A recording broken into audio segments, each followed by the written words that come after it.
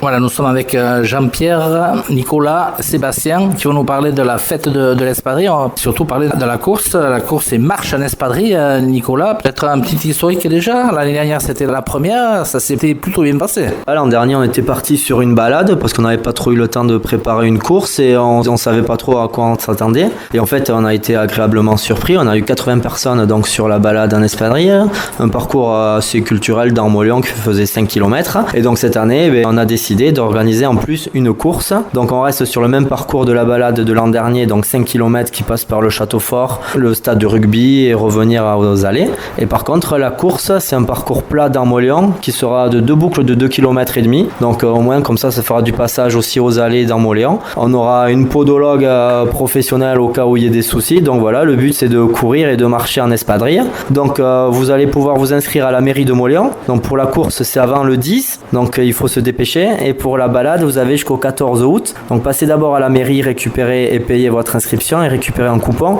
Et ensuite, vous allez chez Prodiso, donc soit à l'atelier, soit à la boutique aux allées, pour récupérer votre paire d'espadrilles. 10, c'est très vite maintenant. Donc ne tergiversez pas. Hein. Non, voilà, il faut pas réfléchir, il faut venir. On va passer un bon moment convivial, sportif et culturel. Voilà, le but c'est d'allier la culture, parce que nous ici c'est la Soule, c'est les fabricants d'espadrilles, et le sport, pour essayer toujours d'allier un peu les deux. Oui, alors c'est, dis-nous, techniquement compliqué de courir avec des espadrilles? Bon, la foulée elle change et c'est une foulée plus naturelle, donc c'est presque mieux de courir en espadrille qu'en chaussures. C'est comme si on court pieds nus, hein, donc il n'y aura pas de souci, ça sera fait en 2 boucles, donc s'il y a vraiment un problème, au bout de 2 km et demi, on pourra arrêter. Mais bon, voilà, on va passer un bon moment, on va courir tranquille, c'est pas non plus une vraie course, c'est pas les championnats du monde encore en espadrille. Alors c'est ouvert à tous là, même sur l'habitude de trop le courir, on peut le faire? Voilà, à partir de 16 ans, la course est ouverte à tout le monde et la balade à tous les âges, sans difficulté. Parlons justement de cette fameuse espadrille. Donc tu as été tapé à la porte de chez Prodiso. C'est ça, chez Jean-Pierre. Nicolas est venu nous voir depuis l'an dernier.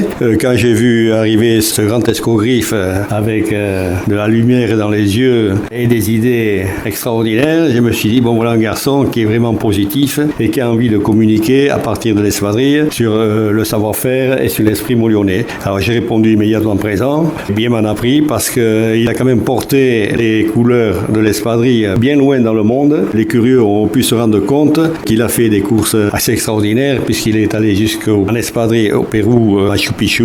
Je sais qu'il a d'autres projets puisque cette fin d'année, il va également faire le marathon des sables au Maroc. Disons que je pense qu'il attire vers lui la lumière et les médias ne se trompent pas. Voir courir quelqu'un en espadrille, c'est quelque chose d'assez original, c'est un fait, mais ce qu'il faut surtout retenir, c'est le retour que nous pouvons avoir sur le fait que ces espadrilles sont fabriquées à Montléon et c'est pourquoi on est ici ce soir pour justement parler de la fête de l'espadrille car elle a été créée maintenant il y a plus de 15 ans et il faut absolument que cette fête se perpétue et peut-être avec des idées nouvelles, c'est ce qu'on est en train de travailler en ce moment-là.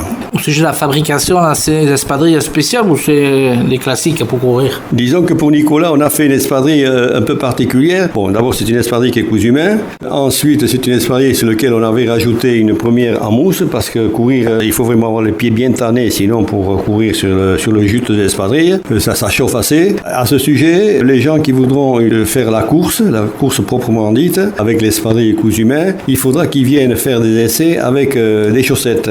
Et une chaussette parce que, justement, pour éviter cet échauffement du pied, et bien sûr, une chaussette fausse la pointure d'une espadrille. Alors, pour venir essayer l'espadrille, je leur recommande de venir avec les chaussettes et ensuite, on leur adaptera à leurs pieds, on leur mettra des lacets, etc., pour qu'ils puissent se courir de façon plus confortable.